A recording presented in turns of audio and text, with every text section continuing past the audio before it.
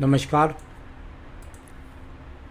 52 वर्षीय महिला हैं जिनकी मैं हस्तरेखाओं को पढ़ने जा रहा हूँ। किस किस प्रकार की गतिविधियाँ आपकी उंगलियों में वर्तमान में चल रही हैं, किस किस प्रकार की गतिविधियाँ आपके पर्वतों पर है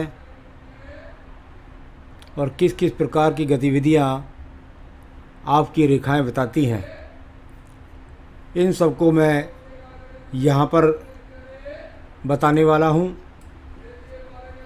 सबसे पहले बात करते हैं आपकी सबसे छोटी उंगली कनिष्ठा उंगली के बारे में। सबसे छोटी उंगली कनिष्ठा सूर्य की उंगली के प्रथम कट तक पहुँच जाए तो ये अपने आप में बहुत उत्तम कहलाती है।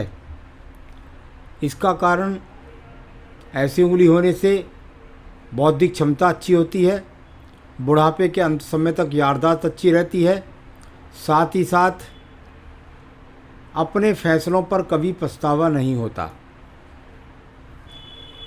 यहाँ पर अभी मैं मानसिक पर्व की बात करता हूँ। ये आपकी सबसे छोटी उंगली के प्रथम पर्व पर जाता हूँ तो ये इस काले तिल का प्रभाव आपके जीवन से अब कोई लेना देना नहीं है, या अगर लेना देना है तो क्योंकि बुद्ध से संबंधित ये उंगली है तो इसको मैं कह देता हूँ कि भाई हो सकता है कभी जीवन में एलर्जी ने ज़्यादा परेशान किया हो। वर्तमान की स्थिति में यदि मैं देखता हूँ तो ये ज़रूर थोड़ा सा आपको अपने स्वास्थ्य से संबंधित समस्याओं का सामना यहाँ से दिखाई पड़ता है। सेकंड पर्वत पर जब राहु रेखाओं का ज़्यादा प्रभाव हो तो अपनी भाषा शैली पर नियंत्रण रखना चाहिए, यानी ऐसा सोच विचार ज़रूर करना चाहिए कि मैं अपनी भाषा से ऐसा तो नहीं बोल रही हूँ जिससे मेरे बच्चे, मेरे खादिम या मेरे साथ वाले मुझे कुल मिलाकर के किसी भी प्रकार से पीड़ित तो नहीं हो रहे हैं मेरी भाषा से। तीसरे पर्व पर जब रेखाएं राहु रेखाएं ज़्यादा होती हैं तो उसका मतलब होता है आपके जीवन के अंतर्गत जो आपके स्वयं के धन के स्रोत हैं उससे आप संतुष्ट नहीं हैं। देखिए, मेरा मतलब यहाँ पर यह है कि या तो महिला कमाती ही नहीं है, और यदि वो कमाती है तो अपने स्रोतों से वो प्रसन्न नहीं है, इसको ऐसा बोल सकते हैं। तो ये फाइनेंशियल के लिए बोला जा सकता है। यहाँ सूर्य की उंगली का प्रथम पर्व और सूर्य की उंगली के प्रथम पर्व पर यदि मैं देखता हूँ तो काफ़ी आड़ी टेढ़ी रेखाएं हैं, यानी ये रेखाएं जब जब माइनस जैसे स्वरूप को दिखलाएंगी तो निश्चित रूप से आपको बीपी जैसे रोग दे सकती हैं, आपको आँखों के रोग दे सकती हैं, आपको अग्नि से संबंधित जो कभी कभी पेचिश लगना, कभी कभी पेट का खराब रहना या इस तरह के रोगों को दे सकती हैं। तो यानी अग्निकारक तत्वों से यहाँ पर थोड़ा सा नुकसान दिखाई देता है, तो किसी डॉक्टर की देखरेख में रहें। सेकंड पर्वत पर जब माइनस रेखाएं लग जाएं तो राज्य सरकार से संबंधित जॉब्स जो होती हैं उनमें बड़े लाभ के संकेत नहीं दिखाई देते। तीसरा पर्व आपका यहाँ पर कुल मिलाकर यदि मैं कहूँ तो सामान्य रूप से ये अपने आप में ठीक है, यानी कि सूर्य का तीसरा पर्व जो माइनस रेखा छोटी छोटी लगी हुई हैं, यदि उसको राइट हैंड पर जाता हूँ मैं तो कोई इस तरह की स्थिति नहीं दिखाती कि बहुत ज़्यादा कि भाई मुझे, अगर आपके स्वयं के माता पिता के सहयोग की बात है तो वो सामान्य रूप से आपको मिलता है। तीसरा यहाँ पर उंगली और बिल्कुल एकदम यहाँ पर कट का निशान, यानी ये समस्याएं जो स्वास्थ्य संबंधी हैं ये आपको परेशान करती रहती होंगी पहले भी, क्योंकि लेफ्ट हैंड में ये रेखा आई है, यानी आपके जीवन के अंदर निश्चित रूप से स्थायी रोग आ चुका है। स्थायी रोग के लिए क्या हो गया, आ गया रोग, आ जाने दीजिए, दवाई खाइए, सही रूप से कभी भी दवाई के प्रति अवहेलना ना करें। जो योगा है, आसन है, जो भी चीज़ डॉक्टर बताते हैं उनकी देखरेख में आपको रहना चाहिए। इस तरह की जब रेखा लग जाए तो कोई ना कोई रोग नियमित हो जाता है। सेकंड पर्वत पर यदि मैं माइनस रेखा देखता हूँ, हल्की हल्की माइनस रेखा देखता हूँ, तो ये कहीं ना कहीं ऐसा भी ज़रूर दिखलाता है कि कोई ना कोई, या तो आपने अपना धन किसी को दे दिया, या आपके भरोसे पर पति ने धन दे दिया और वो धन लौट करके ना आए, या फिर ऐसा होता है कि जो धन से संबंधित एक तरीके से मैं कहूँ कि भाई जैसा आनंद आप चाहती हैं धन के द्वारा प्राप्त करना, उससे का आपको न मिलना, ये इस तरह का कभी कभी लोन की रेखाएं भी मानी जाती हैं। तीसरे पर्व पर ये रेखाएं, शनि का तीसरा पर्व, जब आपका थोड़ा सा पीड़ित होने लगे तो परिवार के प्रति काफ़ी चिंताएं आपकी होती हैं। अब बात करते हैं आपके शनि की बृहस्पति की प्रथम उंगली के बारे में। यहाँ पर आड़ी रेखाओं का मतलब होता है शुगर, कोलेस्ट्रॉल, लीवर, किडनी के रोग। कुछ ना कुछ आड़ी रेखाएं हैं और बीच वाली मध्यमा पे भी बड़ी उंगली आ गई थी, रेखा आ गई थी, यानी रेस रोग तो शरीर के अंदर है। यहाँ पर बात करते हैं आपके ये सेकंड पर्वत पर रेखाओं के बारे में। हमारे विज्ञान में जब ये रेखाएं होती हैं तो पति और पत्नी के बीच में तालमेल में कमी, दोनों ही हाथ के अंदर ये रेखाएं हैं, यानी कहीं ना कहीं या तो ऐसी भी स्थिति का सामना हो जाए, अगर युवा अवस्था में वो होंगी रेखाएं तो तलाक का सामना हो जाए ये, या अगर ऐसा नहीं है तो मैं तो अब का हाथ पढ़ रहा हूँ, जब का नहीं पढ़ता। अगर युवा अवस्था में ये रेखा नहीं थी तो वो बात नहीं, लेकिन कुल मिलाकर ये पति के साथ तालमेल में कमी को दर्शाने वाली रेखाएं हैं। तीसरे पर्व की रेखाएं संतान की चिंताओं को बहुत दर्शाती हैं। संतान से संबंधित समस्याएं या चिंताएं आपके दिमाग में काफ़ी हैं। आइए बात करते हैं आपके अंगूठे के प्रथम पर्व के बारे में। अंगूठे का प्रथम पर्व और शुक्र का कारक पर्व और उस पर माइनस रेखाओं का काफ़ी प्रभाव, यानी इनको अगर कहें तो संसाधनों की वो चीज़ नहीं है जो चीज़ आप चाह रहे हैं, तो साधनों की वो चीज़ नहीं। सेकंड पर्वत पर भी इसका डिवाइडेशन पक्का हुआ है, तो मैंने कहा कि भाषा शैली पर नियंत्रण रखिएगा थोड़ा सा। आइए अब बात करते हैं हम आपके बुध पर्व के बारे में। बुध का पर्व और जिस प्रकार की रेखाएं हैं ये एक दूसरे को थोड़ा सा स्पर्श करके चलती हैं, थोड़ा सा टकरा के चलती हैं, थोड़ा सा घिस कर के चलती हैं, तो वह स्थिति फिर यहाँ पर दिखाई दी कि भले ही आप लंदन में रह रही हैं, लेकिन जो धन के आगमन है, फाइनेंशियल चिंताएं हैं, वो यहाँ पर काफ़ी नज़र आ रही हैं, यानी उनसे संबंधित चिंताएं आपके दिमाग में हैं। यहाँ पर बात करता हूँ मैं आपके सूर्य के पर्व के बारे में। सूर्य का पर्व अगर बताता है आपके हाथ के अंदर ये वाली बात कि यदि आप चाहें तो जॉब कर सकती हैं, यानी जॉब करने की क्षमता आपके अंदर है, इतनी शिक्षा आपके अंदर है, इस तरह की है। लेकिन जब ये रेखाएं ज़्यादा आपके सूर्य पर्वत पर काटने लगे तो सम्मान का संघर्ष चलता रहता है। वर्तमान की स्थिति में सबसे ज़्यादा यही कारक पीड़ित है, यानी मैं कह सकता हूँ कि यदि आपको रोगों पर विजय प्राप्त करनी है, फाइनेंशियल स्थिति पर प्राप्त करनी है, हेल्थ से इश्यूज़ को बात करना है, फ्यूचर को है, तो भगवान सूर्य की कृपा अवश्य चाहिए। चलिए अब बात करते हैं आपके यहाँ पर एक ये रेखा, जब यहाँ शनि सूर्य पर्व से शनि पर्व को होती हुई बृहस्पति को पहुँचे आड़ी रेखा, तो ऐसे व्यक्ति दूर विदेश को जाते हैं, ये मैंने पहले भी बताया हुआ है अपने एपिसोड्स में। और यहाँ पर शाखाओं से विभाजित होने वाली भाग्य रेखा लगातार आपके जीवन के अंदर निश्चित रूप से वह भाग्य आप नहीं प्राप्त कर पा रही हैं जैसा कि आप चाहती हैं।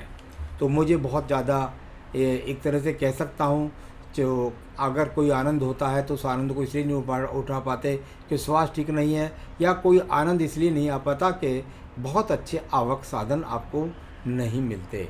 यहाँ पर बात करता हूँ यदि मैं आपके बृहस्पति पर्व के बारे में, तो यहाँ पर तो चतुर्भुज की अनुभूति हुई, यानी संतान में पुत्र प्राप्ति हुई, साथ ही साथ यहाँ नक्षत्र का चिन्ह भी बना। तो कुल मिलाकर के आपके नाम का भवन बन जाएगा, आपके नाम के वाहन लिए जा सकते हैं, इसमें कोई शक नहीं है, प्रॉपर्टी आपके नाम से ली जाएगी, ये इस तरह का संकेत यहाँ पर बताता है। यहाँ पर बात करते हैं आपकी हृदय रेखा के बारे में। हृदय रेखा और यहाँ कुल मिलाकर के यदि इसको देखते हैं तो बहुत ही छोटी ऊपर नीचे रेखाएं काटती हैं और इसकी एक शाखा जाकर नीचे मंगल पर्व में जाती है। इसका मतलब क्या हुआ, जो पीछे से आड़ी तिरछी रेखा है वो स्वास्थ्य के प्रति सही नहीं है, थोड़ा सा पति के साथ टकराव भी करा सकती हैं। और आखिर वाली जो आड़ी रेखा जाकर नीचे की तरफ मंगल पर्वत पर पहुंच गई है, इसका मतलब होता है कि कुल मिलाकर के जो आप, क्योंकि आपके मंगल रेखा हृदय रेखा में गई है, आप अपने पति के प्रति बहुत सहज हैं, लेकिन कहीं ना कहीं ऐसा लगता है कि वो आपकी ज़्यादा केयर नहीं करते हैं। आइए बात करते हैं, हो सकता है उनकी जीवन शैली में ऐसा हो कि वो ज़्यादा व्यस्त रहते हों। निम्न मंगल पर्व की स्थितियों पर बहुत ज़्यादा आड़ी तिरछी रेखाएं काट रही हैं, इसके बाद में वो रेखाएं निकल निकल करके आयु रेखा को काटती हुई कहीं आपकी बुद्धि रेखा को काटती हैं, कहीं यहाँ पर एक नक्षत्र भी बन गया। ये बड़ा नक्षत्र जो है मंगल में अगर बन जाए तो सर्जरी का कारण भी बनता है। और यहाँ से ये रेखाएं जब निकल कर काट काट कर चलती हैं तो जीवन में भी समस्याएं, बुद्धि में भी समस्याएं, बुद्धि में भी स्ट्रगल। और इस तरह की रेखाएं जब ज़्यादा काटेंगी तो आपके मनों के अंदर ज़्यादा चिंताएं दिखाती हैं। संघर्ष से वो चीज़ प्राप्त नहीं हो पाती जिसके लिए आप मेहनत कर रहे हैं। चलिए अब बात करता हूँ मैं आपकी बुद्धि रेखा के बारे में। बुद्धि रेखा पूरे हाथ को पार करके आपके चंद्र पर्वत तक या मंगल के मध्य तक पहुँच चुकी है। इसका मतलब मैंने कितने एपिसोड में बताया कि जब जब आपकी बुद्धि रेखा पूरे हाथ को पार कर जाए तो आप विदेश से जुड़कर नौकरी करते हैं, आप विदेश से जुड़कर व्यापार करते हैं। आप विदेश से जितना ज़्यादा जुड़ते हैं उतना आपके जीवन में आपको तरक्की उन्नति प्राप्त होती है। अब बात करता हूँ आपके द्वितीय मंगल पर छोटी छोटी खड़ी रेखाओं के बारे में। ये छोटी छोटी खड़ी रेखाएं एक जीत का परचम का चिन्ह मानी जाती हैं। यानी इस प्रकार की रेखाएं यदि आपके हाथ के अंदर लगातार बनती रहती है और इस पर्वत पर बनती रहती हैं तो कोई एक अच्छी सूचना आपको जल्द मिलने वाली है या मिल चुकी है। कभी कभी ऐसे लोग राजनीति में होते हैं तो उनको विजय प्राप्त हो जाती है, कोई नौकरी चाहता है तो नौकरी प्राप्त हो जाती है, कोई संतान से संबंधित कोई बहुत दिन से काम रुका हो या कुछ भी चीज़ है वो ज़रूर आपकी या तो अभी पूरी हो चुकी है या अगले 9 महीने में पूरी हो जाएगी। यहाँ पर चंद्र पर्वत काफ़ी पीड़ित लगता है, छोटी आड़ी तिरछी रेखाओं से काफ़ी कटा हुआ है। यानी चंद्र पीड़ित तो व्यक्ति पीड़ित, यानी कि रोग की संभावनाएं बहुत ज़्यादा। यहाँ पर मन के अंदर बहुत चलायमान, बहुत टेंशन्स इस तरह की नज़र आ रही हैं। ये चंद्र शांत नहीं है, जब शांत नहीं होता तो मानसिक शांति भी नहीं होती है। आइए बात करते हैं इसके बाद में आपके पास में यहाँ पर बुध रेखाओं के बारे में बात कर लेता हूँ। ये बुध रेखा यहाँ से निकलती है, इसके बाद एक दूसरी बुध रेखा, इसके बाद एक तीसरी बुध रेखा, फिर चौथी बुध रेखा और फिर एक शाखा यहाँ से निकल करके सूर्य पर्व को भी पहुँचती हुई। यानी कुल मिलाकर के अगर मैं कहूँ तो व्यापार करने का प्रयास करें तो वो असफलता का योग, नौकरी करें तो जीवन में 3-4 बार नौकरियों का परिवर्तन का योग, इस तरीके से इस शाखा का फल बोला जाता है। यहाँ पर बात करता हूँ आपकी भाग्य रेखा का। इसका फिर दूर स्थान से संबंध मेरा, भाग्य बनेगा कहाँ से? दूर स्थान से। तो ये इस तरह की शाखाएं, बाकी शाखाएं जो ऊपर उठती हैं वो जहाँ देखती हैं उस चीज़ का उसका फल मिलता है। तो यहाँ टुकड़ों में कई जगह से ये रेखा कटी है और जो दिखलाती है कि यदि जॉब करेंगी तो उसमें परिवर्तन का सामना करना पड़ेगा। तो ये इस तरह की भाग्य रेखा जहाँ पर आपका 52 वर्ष पहुँच जाता है, यहाँ पर एक रेखा काटती है जो आपके स्वास्थ्य को प्रभावित करेगी, आर्थिक समस्याओं को करेगी और कुछ समय में वो समस्या हल हो जाएगी। तो चलिए यहाँ पर ये स्थिति। और अब बात करते हैं मंगल रेखा आपके पास कोई मजबूत निकली नहीं है, थोड़ा नक्षत्र से बना कर की रेखा निकली है, यानी कि समस्याएं रोग वगैरह आते रहेंगे और उस पर कुछ थोड़ी बहुत जीत दर्ज होती रहेगी।